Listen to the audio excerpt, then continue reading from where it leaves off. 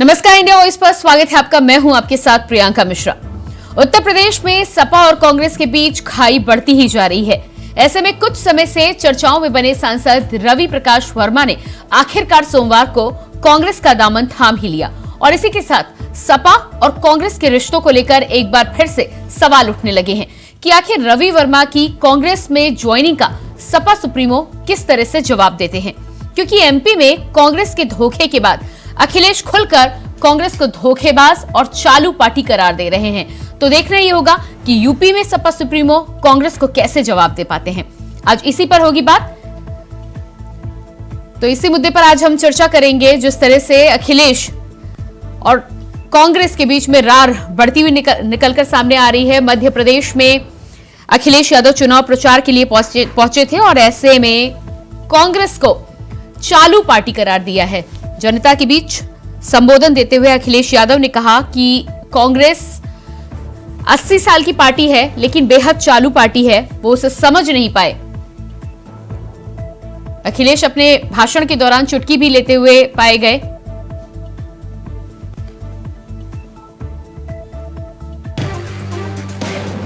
तो आखिरकार चुनाव से पहले उत्तर प्रदेश में समाजवादी पार्टी को कांग्रेस ने झटका दे ही दिया। लखीमपुर खीरी में सपा के नेता और 4 बार के सांसद रहे रवि प्रकाश वर्मा ने सोमवार के दिन कांग्रेस का हाथ थाम ही लिया। वैसे तो ये पहले ही तय था जब बीते शुक्रवार को रवि प्रकाश वर्मा ने सपा से त्याग का ऐलान करते हुए इस्तीफा दिया था, मगर अब कांग्रेस का हाथ थामने वाले रवि प्रकाश और उनकी बेटी का गाजे बाजे के साथ पार्टी ने स्वागत कर दिया।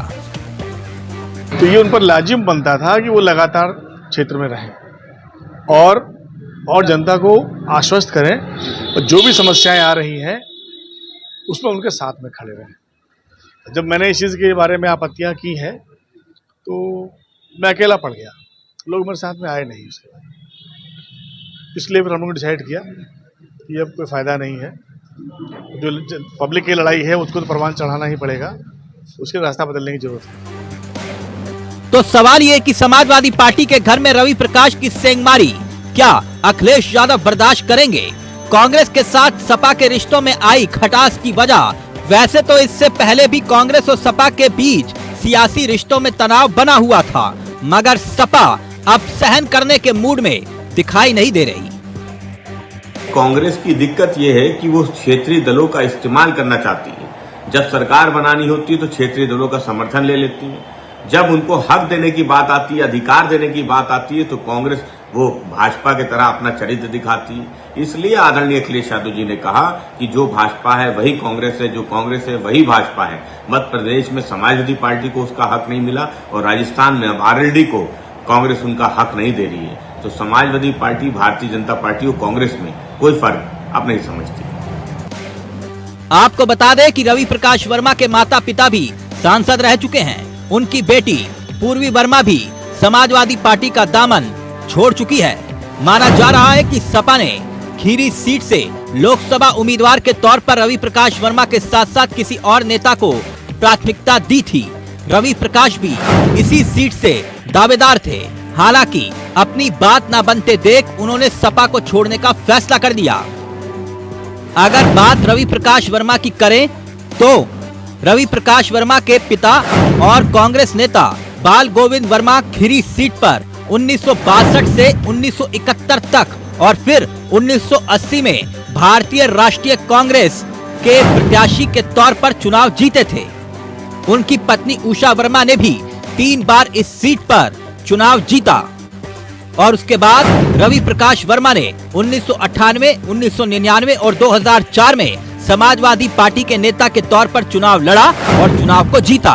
मगर 2019 के लोकसभा चुनाव में रवि प्रकाश वर्मा की बेटी को समाजवादी पार्टी और बहुजन समाजवादी पार्टी के गठबंधन के तौर पर उतारा गया, मगर वो चुनाव हार गई। वहीं दूसरी तरफ समाजवादी पार्टी के अध्यक्ष अखिलेश यादव भी अब खुले मंचों से कांग्रेस को धोखेबाज साबित करने में जुटे हैं। कांग्रेस को भी वोट मत देना, बहुत चालू पार्टी है कांग्रेस, सावधान रहोगे कि नहीं रहोगे? बंसल जी बेबल में दुखी थे, कांग्रेस ने धोखा दे दिया। अरे जब हमें धोखा दे दिया तो तुम कहां के बंसल हो? बंसल जी दुखी है, कांग्रेस ने धोखा दे दिया, हमें पहचाना ही नहीं। अरे भाई, जिनकी उम्र 80 साल हो कैसे पहचानेंगे आप? खैर, सियासत में एक दल से दूसरे दल में जाना और आना लगा रहता है, मगर सवाल सपा के घर में कांग्रेस की सेंधमारी से जुटा है।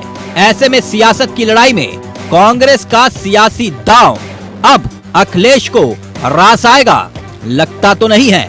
Bureau report, India voice, Lucknow.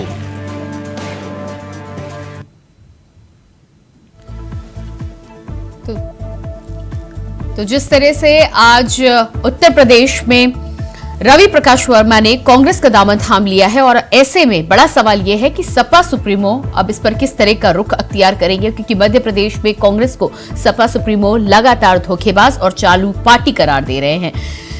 Congress और समाजवादी पार्टी के बीच तनाव पहले ही देखने को मिल रहा है। ऐसे में ये घटना किस तरह से इन दोनों के रिश्तों में नया मोड़ लेकर आती है, और इंडिया गठबंधन की उत्तर प्रदेश में जो ताजा स्थिति है उसको लेकर आगे आने वाले दिनों में हमें क्या कुछ देखने को मिलेगा इस तरह की घटनाओं के बाद, इसी पर आज हम बातचीत करेंगे। सबसे पहले अपने मेहमानों से आपका परिचय करा देती हूँ। हमारे साथ अनूप सांडा जी, सपा प्रवक्ता, जुड़ चुके हैं, बहुत स्वागत है आपका। इसके अलावा मनोज पंडित, नेता भारतीय जनता पार्टी से हमारे साथ है, आपका भी बहुत स्वागत है।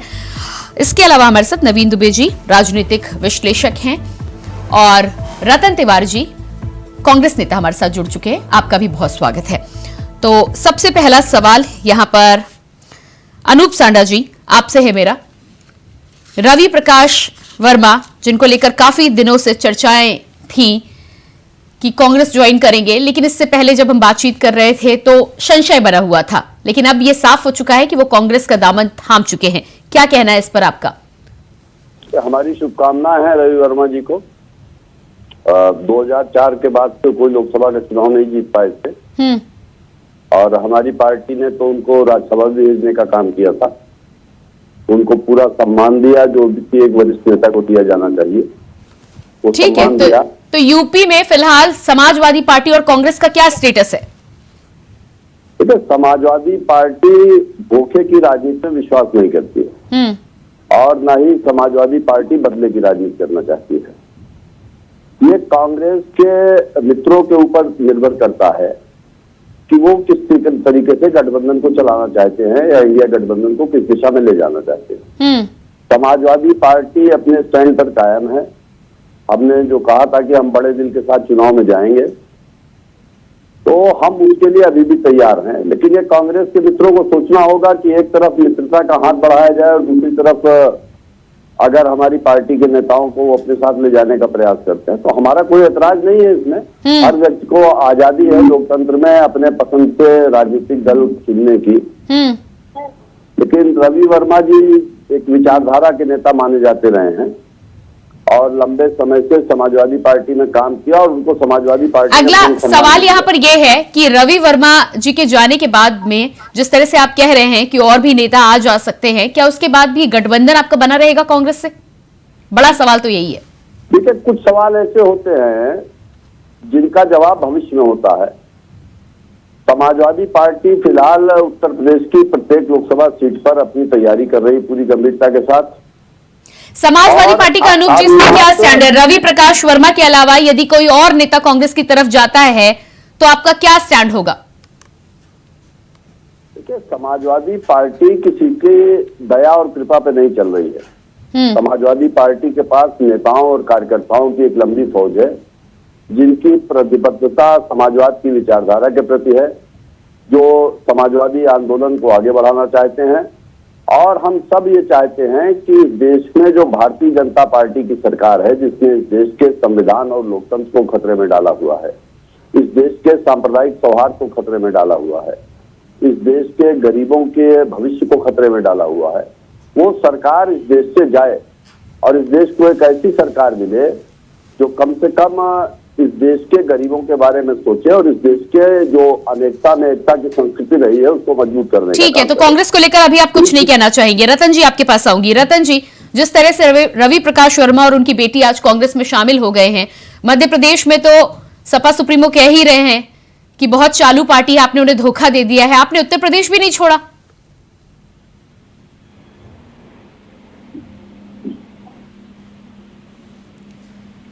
रतन जी, अपने फोन के अनम्यूट बटन को आप एक बार चेक करिएगा। देखिए प्रियंका जी, राजनीति में आप जानते हैं कांग्रेस से कई लोग सपा में गए हैं, भाजपा में गए हैं, भाजपा के कई लोग, ये दल बदल तो होता रहता है। जिसके विचार जहां मिलते हैं, जिसका दिल जहां मिलता है, लोग वहां आते और जाते हैं। देखिए अखिलेश यादव जी मध्य प्रदेश के अंदर सीट चाहते थे, उनका एक विधायक भी था वहां पे, लेकिन वह विधायक भारतीय जनता में शामिल हो गया था, ये भी इनको बताना चाहिए। वहां पे इनकी जमीन नहीं थी, उस जमीन के आधार पे इनको सीट नहीं दिया गया। और मैं इनका ध्यान केंद्रित करना चाहता हूं सांझा जी का, कि जब उत्तर प्रदेश में घोसी उपचुनाव जब हो रहा था, तो हमने वहां पे गठबंधन के हिसाब से हमने वहां पे इनको समर्थन देने का काम किया।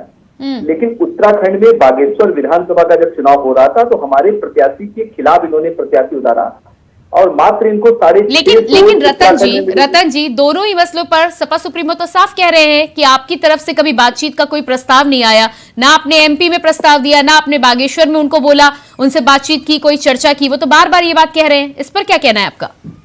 मैं तो प्रियंका जी वही बोल रहा हूँ, उत्तर प्रदेश के अंदर इन्होंने कौन सा प्रस्ताव हमको दिया था, लेकिन हमने इनको समर्थन देने का काम किया। तो उत्तराखंड में जब इनको 650 वोट वहां पे है, वहां पे हमारा प्रत्याशी 1000 वोट से हार गया, लेकिन वहां पे इन्होंने प्रत्याशी दिया। मध्य प्रदेश के अंदर हम तो बार बार कह रहे हैं, विधानसभा पे हमारा कोई अलायंस नहीं है, सभी पार्टियां, आम आदमी पार्टी चुनाव लड़ रही है, सपा लड़ रही है, तमाम लोग लड़ने चाहिए, लेकिन हमारे यह मित्र साथी हैं, लोकसभा में हम साथ मिलकर लड़ेंगे। मैं बार बार कह रहा हूं, लोकसभा चुनाव आएगा, उत्तर प्रदेश में इनकी स्थिति बहुत ही अच्छी है, हम इनको अपना बड़ा भाई मानेंगे और इनके हिसाब से हम वहां पे गठबंधन। ठीक है, देखते हैं। मनोज जी आपके पास आऊंगी।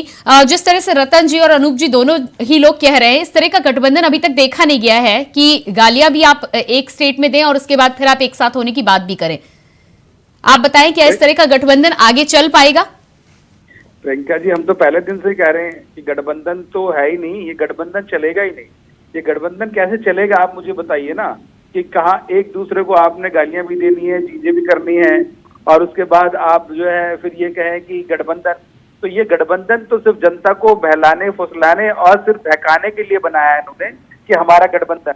अभी आप समाजवादी पार्टी के लोग इतने बड़े बड़े होर्डिंग्स लगा रहे हैं लखनऊ में कि अगला प्रधानमंत्री श्री अखिलेश यादव। कांग्रेस के लोग अलग कह रहे हैं, शशि थरूर जी ने कहा कि देश का प्रधानमंत्री राहुल गांधी को होना चाहिए।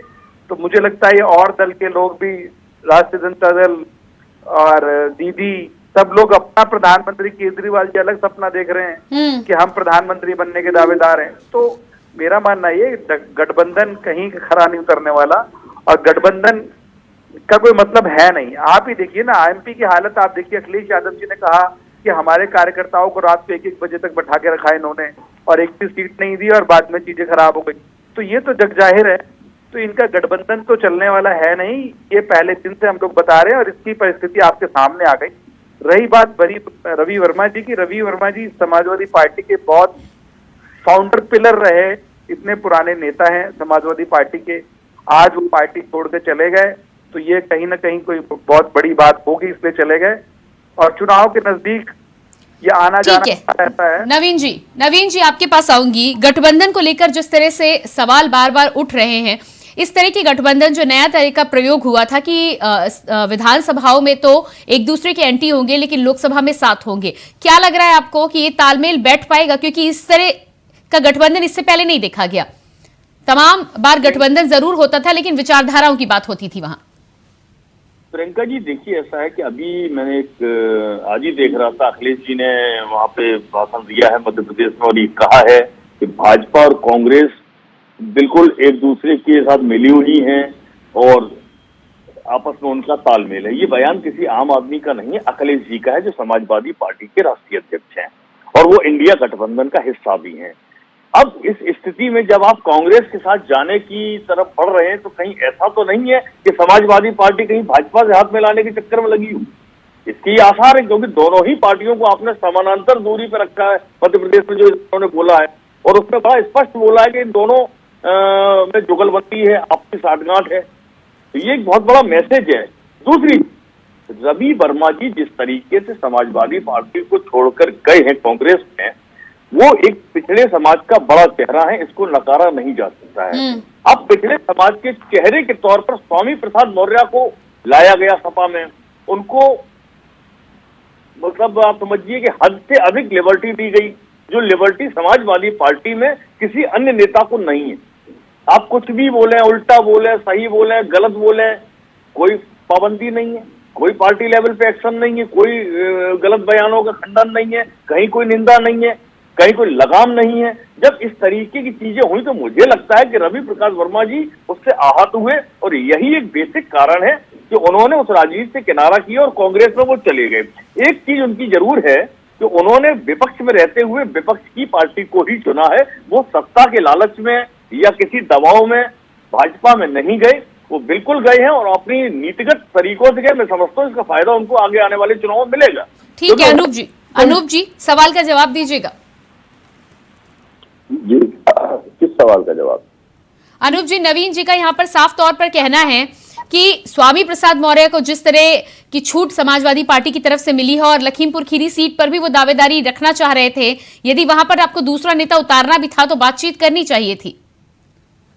साथ ही साथ उन्होंने ये भी कहा है कि आंतरिक परिस्थितियां ऐसी हैं कि उन्हें काम करने में दिक्कत हो रही है, वो अकेले पड़ गए थे। देखिए, जो कोई भी दल छोड़ करके जाता है तो कोई ना कोई कारण बता करके जाता है, और इस बात को भी हमारे नवीन दुबे जी ने जो अपना विश्लेषण प्रस्तुत किया, जब उन्होंने ये कहा कि समाजवादी पार्टी भाजपा की तरफ जा सकती, तभी मैंने उनके विश्लेषण को सादर प्रणाम भी किया।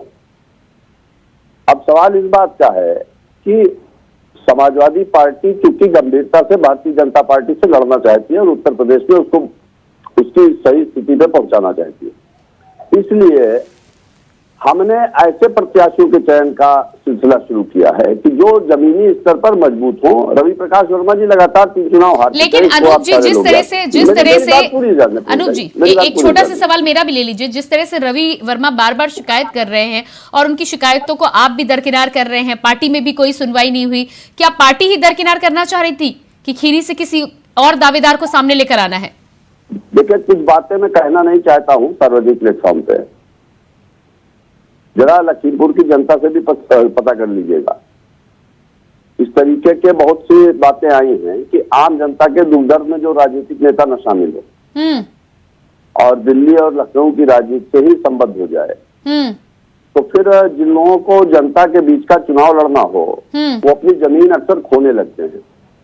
और अभी कुछ मित्रों ने हमारे इशारा भी किया कि चूंकि उनको अगला लोकसभा का चुनाव लड़ना है तो वो पार्टी तलाश रहे हैं, वो स्थान तलाश रहे हैं जहां से चुनाव लड़ते हैं। हो सकता है समाजवादी पार्टी के पास उनसे बेहतर कोई कैंडिडेट आया हो, हमको लगा हो कि किसी और को चुनाव लड़ाना चाहिए, क्योंकि गठबंधन में भी चुनाव हारी उनकी पुत्री। लेकिन आप ये भी कह रहे हैं कि लखीमपुर खीरी से वो अपना प्रभाव खो चुके हैं। नहीं, मेरा अपना मानना है कि लखीमपुर खीरी में उनका वो प्रभाव जो जनाधार था, उस जनाधार कहीं न कहीं उनका खंडित हुआ है, और यही वजह है कि जो व्यक्ति लगातार 3 लोकसभा चुनाव जीता वो लगातार 3 लोकसभा चुनाव हार चुका है। रतन जी, अनूप जी तो साफ कह रहे हैं कि वो अपना जनाधार खो चुके हैं, फिर ऐसे में आपने पार्टी में ले तो लिया है, कौन सी सीट से दावेदारी देंगे आप फिर? अब प्रियंका जी, आप जानते हैं कि जहां से वो आ रहे हैं, जहां या फिर वो अपने साथ अपने समर्थक लाने वाले हैं, दावेदारी की अभी कोई बात नहीं है? बिल्कुल नहीं, अगर वो आए हैं तो कहीं ना कहीं अजय राय जी ने उनसे बातचीत की होगी, और जहां से वो दावेदारी ठोकना चाहते हैं, जहां से लड़ना चाहते हैं कांग्रेस पार्टी, वहां से उनको लड़ाएगी। अभी हमारे मित्र ने कहा कि उनका जनाधार अखंडित हो गया है, ऐसा बिल्कुल नहीं। अगर वही कोई नया व्यक्ति अगर आपके पास जाता है तो अच्छा होता है, अगर आपका साथ छोड़ देता है बुरा हो जाता है, ऐसा कुछ नहीं है।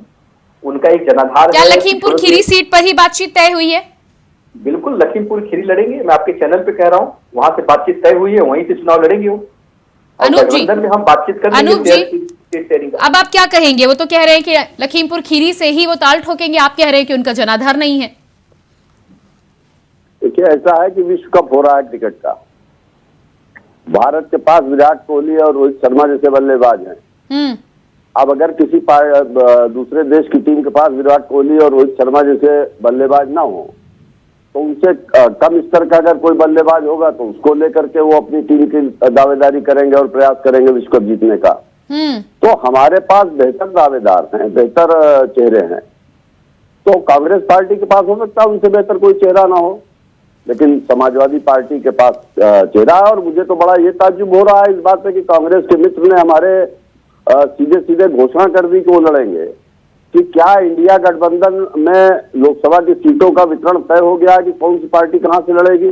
किस आधार पर कांग्रेस पार्टी के मित्र ये बात कह रहे रतन जी हैं कि जवाब यहाँ दीजिएगा, रतन जी जवाब दीजिएगा। अनूप जी ने तो आपको लड़ेंगे। क्रिकेट में भी इंडिया से बाहर कर दिया।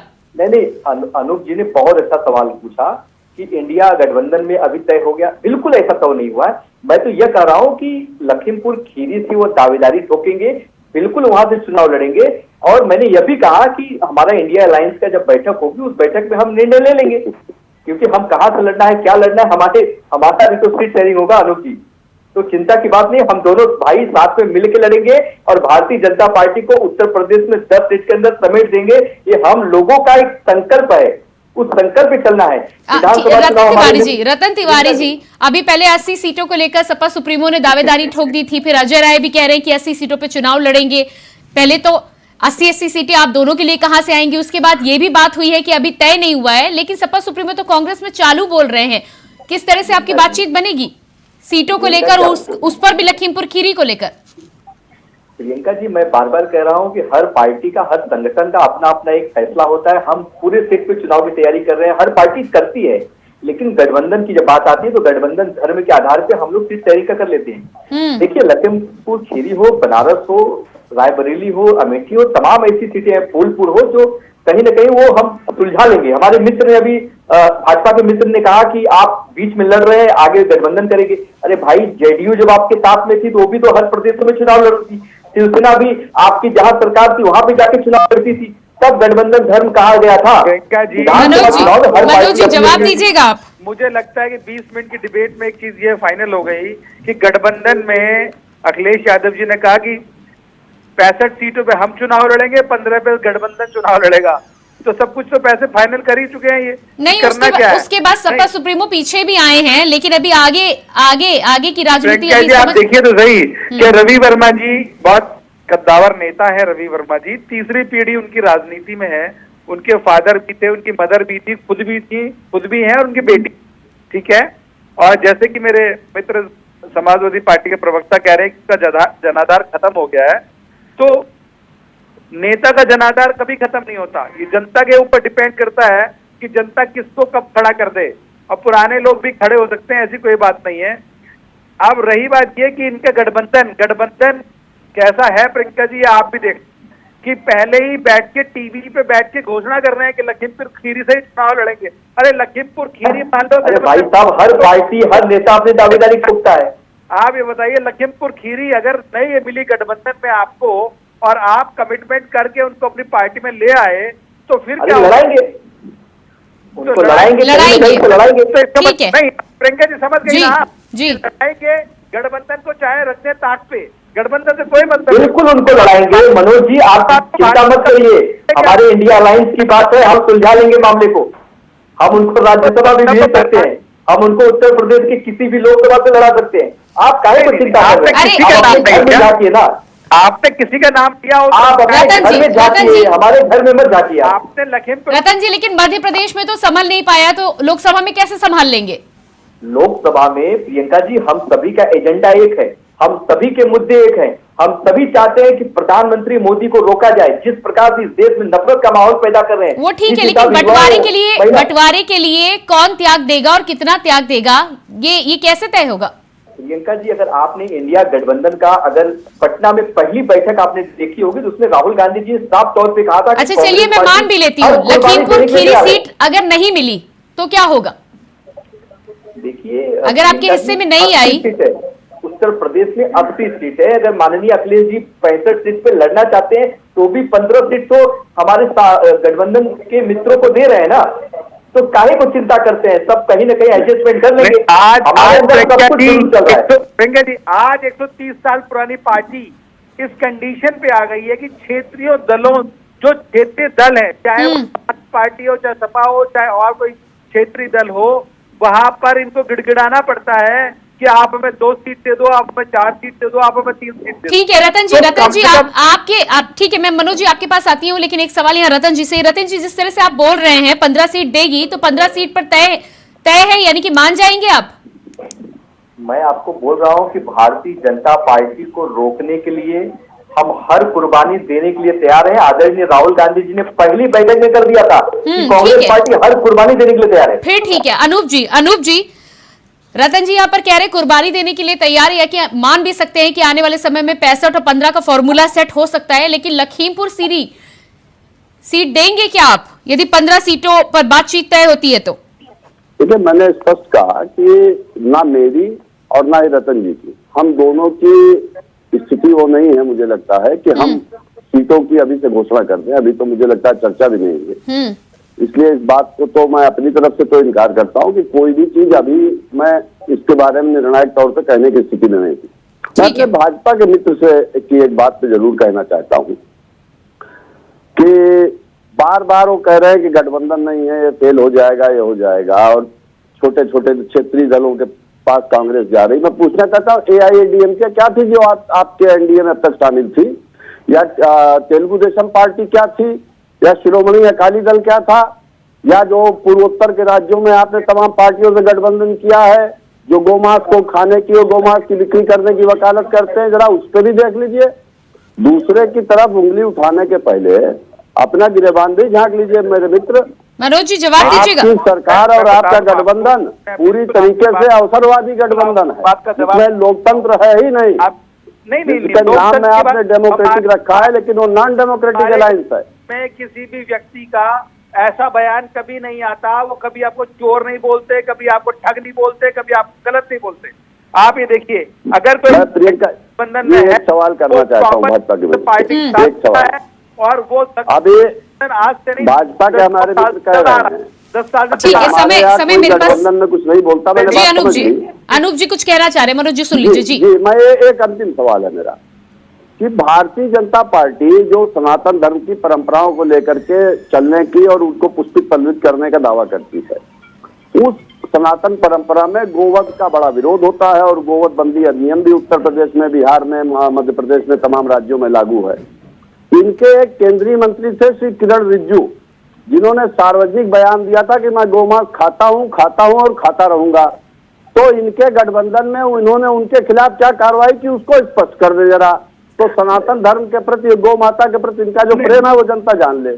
नहीं, आप ये बताइए कि उत्तर प्रदेश में इतने स्लॉटर हाउस बंद कर दिए गए। आप तो मेरी बात का जवाब दे दीजिए। किरण रिजिजू जी पे आपने क्या किया? किरण रिजिजू जी के खिलाफ आपने क्या कार्रवाई की? आप उसको बताइए, आप उसको बताइए। यूपी में आपने क्या किया वो हम जानते हैं, सारा जनता के सामने, हम लोग भी अखबार पढ़ते हैं, हमें मालूम है। आप तो उससे बताइए कि किरण रिजिजू ने जब ये बयान दिया कि मैं गोमांस खाता हूं और खाता रहूंगा, तो उनके खिलाफ आपने क्या कार्रवाई की? आपको कार्रवाई करेंगे, आप कुछ भी खाएंगे तो क्या आपको पार्टी आपको उसकी सनातन धर्मी भावना आपकी हाथ नहीं हुई क्या उनके उस बयान से? उनके खिलाफ कार्रवाई करने की हिम्मत आपकी सरकार क्यों नहीं कर पाई? आपकी पार्टी हिम्मत क्यों नहीं कर पाई? उनको मनोज जी से आपने सवाल पूछ लिया, लेकिन स्वामी प्रसाद मौर्य जो सनातन के लिए इस तरह के बयान दे रहे हैं, उस पर भी कभी आपका बयान आता तो अच्छा होता। देखिए, हमारे राष्ट्रीय अध्यक्ष अखिलेश यादव जी ने, पार्टी के वरिष्ठ नेता माननीय शिवपाल यादव जी ने ये बात लगातार कही है कि हम भारत में प्रत्येक धर्म का आदर करते हैं और प्रत्येक धर्म के लोगों की भावनाओं का सम्मान करते हैं। तो फिर आपको अपने नेताओं को रोकना चाहिए ना इस तरह के बयान देने के। यदि आप सबको साथ लेने की बात करते हैं, पीढ़ी की आप बात कर रहे हैं, पिछड़ों की आप बात करते हैं, प्रियंका जी आप क्या करेंगी? देश के प्रधानमंत्री जी जब कभी उनकी जबान फिसल जाती है, वो बोल देते हैं कि जर्सी गाय है, 50 लाख की गर्लफ्रेंड है। अनूप जी जबान एक बार फिसलती है, हर 10 दिन में, हर 15 दिन में नहीं फिसलती। मैं नवीन जी के पास आऊंगी। नवीन जी, इस तरह की ये चर्चाएं तो चलती रहेंगी सनातन को लेकर, तमाम चीजों को, लेकिन गठबंधन को लेकर यहाँ पर बात हो रही थी 65-15 पर। रतन जी जिस तरह से बोल रहे थे कि उत्तर प्रदेश में या लोकसभा चुनाव में त्याग देने के लिए तैयार है, क्या लगता है आपको कि इससे ये तो दिखाई दे रहा है कि गठबंधन तो चलेगा, लेकिन 65-15 का फॉर्मूला ही क्या आगे चलेगा, या सपा सुप्रीमो के सामने कांग्रेस को हार माननी पड़ गई? प्रियंका जी देखिए, ऐसा है, एक फैक्टर बहुत बड़ा है उत्तर प्रदेश में जिसको ये लोग नजरअंदाज कर रहे हैं। वो फैक्टर है Bahujan Samaj party. BSP India गठबंधन में कहीं शामिल नहीं है, ना ही उसके कोई ऐसे संकेत हैं कि वो इस गठबंधन के साथ आ रही है। अब प्रश्न ये उठता है कि अगर 65 सीटों पर मान लेते हैं सपा लड़ती है, तो पहली चीज ये है कि सपा किस सीट पर किसे लड़ाएगी और उसकी काउंटर करने के लिए बसपा जरूर आएगी। ये आजमगढ़ के चुनाव ने दिखा दिया है, बड़ा स्पष्ट पिक्चर है जनता के सामने। अब दूसरी चीज आती है कि जब 15 सीटों पे कांग्रेस लड़ेगी, किन किन पे लड़ेगी या भी लड़ेंगे, 10 भी कांग्रेस आती हैं, ठीक तो है। मैं समझता हूँ इंडिया गठबंधन में उत्तर प्रदेश में अगर फायदा किसी को होगा तो वो संभवतः कांग्रेस को होगा और सपा इस मामले में लूजर रहेगी। मुझे जब तक बसपा साथ में इंडिया गठबंधन की नहीं आती है तब तक ये लड़ाई लड़ना बहुत मुश्किल है। ठीक है। उत्तर प्रदेश में नवीन जी, समय मेरे पास नहीं है, बहुत धन्यवाद आपका करना चाहूंगी। बहुत धन्यवाद नवीन जी आपका, अनूप जी बहुत धन्यवाद, रतन जी आपका और मनोज जी आपका भी बहुत बहुत धन्यवाद। तो जिस तरह से हम उत्तर प्रदेश में समाजवादी पार्टी और कांग्रेस के रिश्तों को लेकर बातचीत कर रहे थे, रवि वर्मा के कांग्रेस में जाने से और साथ ही साथ उनकी बेटी ने भी जिस तरह से समाजवादी पार्टी का दामन छोड़ा है, ऐसे में अब देखना ही होगा कि सपा सुप्रीमो का बयान क्या आता है। हालांकि कांग्रेस इस पूरे मामले में कहीं ना कहीं, कांग्रेस के जो प्रवक्ता है वो मान रहे हैं कि 65-15 का फॉर्मूला भी आगे आने वाले समय में काम कर सकता है। अब ये आने वाला वक्त बताएगा कि क्या 65-15 के साथ ही साथ सपा और कांग्रेस का भाईचारा भी इंडिया गठबंधन में एक साथ मिल पाएगा या नहीं मिल पाएगा। फिलहाल हमारे इस खास कार्यक्रम में इतना ही, लेकिन खबरों के लिए आप बने रहिए इंडिया वॉइस के साथ। मुझे दीजिए इजाजत, नमस्कार।